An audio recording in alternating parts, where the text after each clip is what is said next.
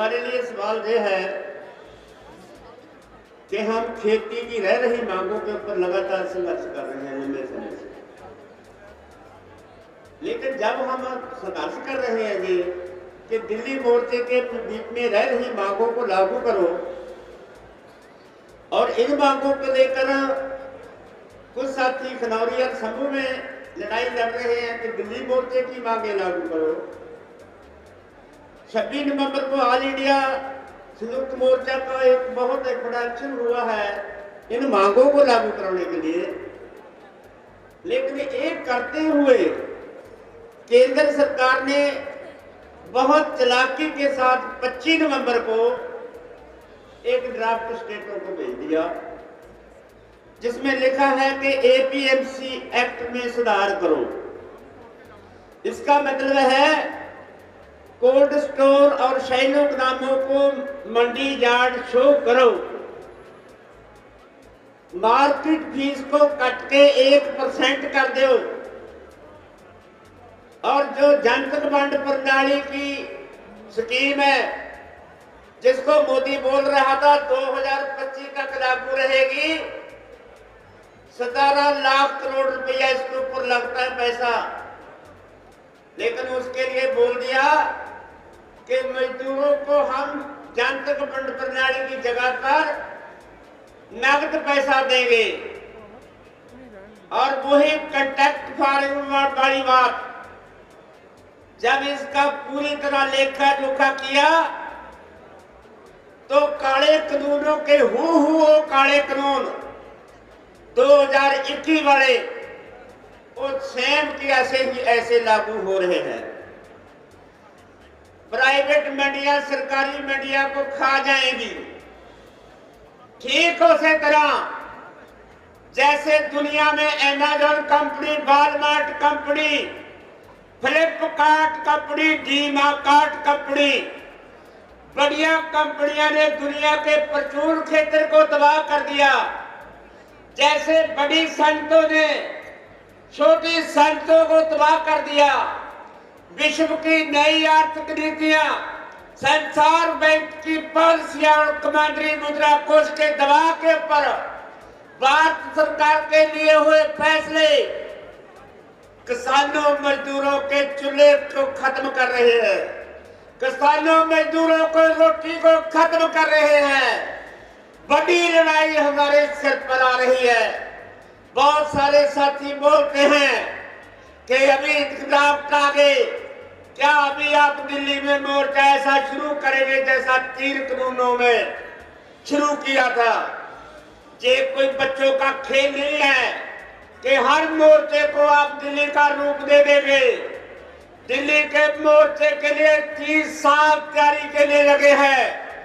30 साल की तैयारी के बाद लोगों को जो बातें हमने बोली वो लोगों ने हटाई।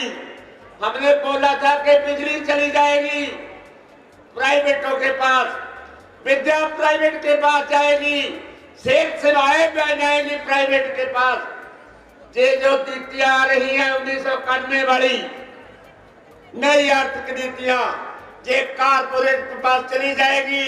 ये सारा पब्लिक सेक्टर उनके हाथों में चला जाएगा, उनके मुनाफे में कटौती होगी और हमारे रोजगार में कटौती होगी।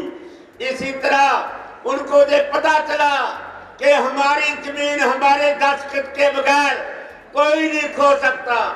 जब हमने दिखाया कि छन्ना में, कि नंदीग्राम में एक जगह पर इन लोगों की जमीन के ऊपर मालिक से पूछा भी नहीं गया और जमीनें चली गई। जब हम बोलते थे पानी बोतलों में आपको मूल्य मिलेगा, वो भी आप लोगों ने देखा और फिर समझाया कि जैसे ये पब्लिक सेक्टर निजी हाथों में चला गया, आपका अनाज का भंडार भी सरकारी कारपोरेट के हाथों में जा रहा है। आप तैयार होंगे इसके लिए?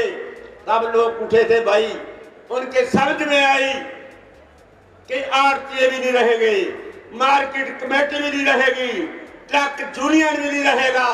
आज छोटा जो प्रचुर क्षेत्र का व्यापार है ये भी नहीं रहेगा, ये सारे खत्म हो जाएंगे। अनाज के ऊपर कारपोरेट का कब्जा हो जाएगा। इसके लिए भी हमें तकरीबन पंजाब के अंदर 9 महीने तक आंदोलन करना पड़ा। तब पंजाब के लोग खड़े हुए और हरियाणा में बात लेकर आई, हरियाणा खड़ा हुआ। दिल्ली आंदोलन कोई एक दिन में नहीं बढ़ गया। दिल्ली आंदोलन की तैयारी के लिए समय लगा है। ऐसी मेल बनाने के लिए, ऐसी मूवमेंट बनाने के लिए लोगों में जाना पड़ता है। अगर ये कानूनों की लड़ाई, इस ड्राफ्ट की लड़ाई को भी लड़ना है। बहुत लोगों को नहीं समझ में आ रहा कि ड्राफ्ट क्या है। जब आप लेकर जाएंगे लोगों में बात, जो बड़ी बात एमएसपी से कहीं बड़ी बात है। जब सरकारी मंडी ना रही तो एमएसपी किसकी होगी, खरीद गारंटी किसकी होगी, अनाज के ऊपर कब्जा किसका होगा, और जमीनें भी, उपजाऊ जमीनें भी उनके कब्जे में चली जाएंगी। इसलिए लड़ाई बड़ी है। जहां तक सवाल है, 2 पंचायत हो रही है। बड़ी आपत्ति की बात प्रेस वालों को लग रही है। एक पंचायत जहां हो रही है, एक पंचायत वहां हो रही है। दिल्ली में मोर्चे के अंदर 5 स्टेजें लगी हुई थी भाई। उस समय क्यों नहीं आपने सवाल किया कि 2 स्टेजें 5 स्टेजें लगी हुई है।